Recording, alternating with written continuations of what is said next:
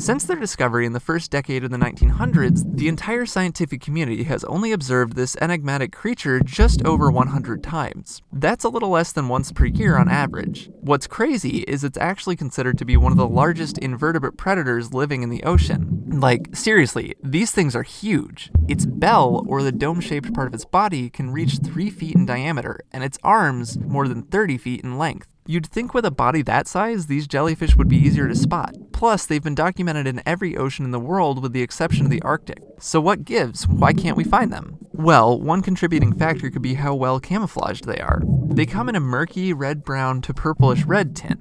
Red light has the least amount of energy on our visible spectrum, and thus it is unable to reach deep into the ocean. Animals that appear red on the visible light spectrum will actually show up closer to black in deeper water, because there's no red light for them to reflect. This makes blending in for red-colored deep-sea creatures easy, and why a lot of them would appear red in visible light. It also seems that Stygiomedusa gigantea prefer deep water. They've been observed anywhere from 1,400 feet to 4,000 feet, and possibly deeper. And it's not like we can just hold our breath and dive that far down. As of this recording, the deepest a human has dived was just over 1,000 feet. And that's still 400 feet above Stygiomedusa gigantea's depth range. We have to use ROVs, or remotely operated vehicles, in order to observe these jellyfish, and according to ROVworld.com, there are around 400 working-class ROVs being used. What's more, most of them are being used by oil and gas companies, not exploration for crazy gigantic jellyfish. Their camouflage as well as where they prefer to live could be contributing factors as to why Stygiomedusa gigantea have been observed so infrequently in the past century. Even though they are jellyfish, they actually don't have tentacles, so they don't sting in order to catch a meal.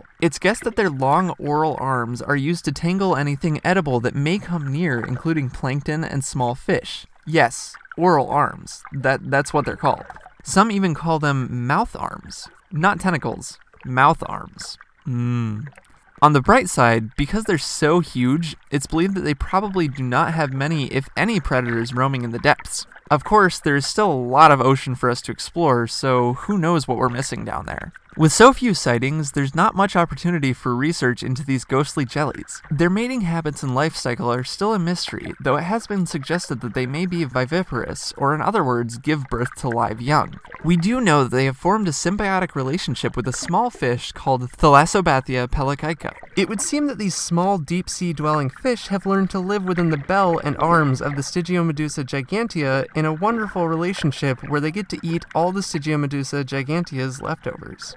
Again, I say, Because these fish have formed this relationship with the jellyfish, they have been seen in waters where they otherwise have never been observed. Thanks again to Jethro Reading for shedding some light on this mysterious creature of the deep. For more facts on Stygiomedusa gigantea, check out the links in the description. If you know of an amazing animal we should cover, let us know in the comments. As always, thank you for watching, and be sure to give a thumbs up for more Animal Fact Files.